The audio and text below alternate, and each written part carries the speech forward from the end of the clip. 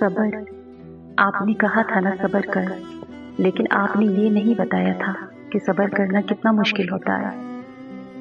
जब आप किसी की जिंदगी में रोशनियां हो जाने की दुआ करते हो और आंखों के सामने वो अंधेरा हो जाए, तो कितना मुश्किल होता है सबर करना। हजरत अय्यूब अलैहिस्सलाम ने बताया कि उन्होंने कैसे सबर किया, लेकिन सबर करते हुए उनको भी कितनी मुश्किलें हुई होंगी। सबर का लफ्ज़ कितना छोटा सा है, लेकिन उसका वजन बहुत बड़ा है, बहुत बड़ा कि मैं उठ नहीं पा रही।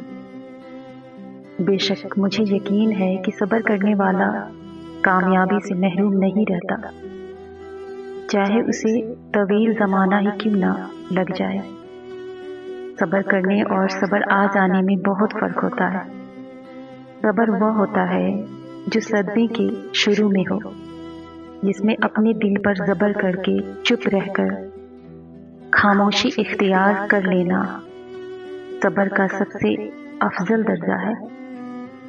वरना रो धोकर चिल्लाकर सबर कर लेना, ऐसा सबर तो सबको आ ही जाता है। हमारे नबी सल्लल्लाहु अलैहि वसल्लम ने इरशाद फरमाया कि अल्लाह पाक जिसके साथ भलाई का इरादा फरमाता है, उसे तकलीफ़ों में मुब्तला करता है।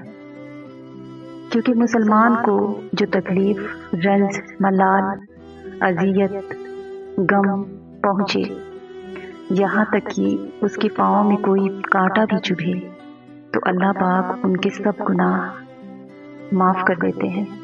मुसलमान मर्द औरत की जान, माल और औलाद में हमेशा मुसीबत रहती है, और फिर वह अल्लाह पाक से इस हाल में मिलता है कि उस पर कोई गुनाह नहीं होता। उसके सब्र करने से उसके गुनाह को मिटा दिया जाता है। सब्र करना सीख लें। अल्लाह सब जानता है। वह जानता है कि आप कब किस वक्त से गुजर रहे होते हैं।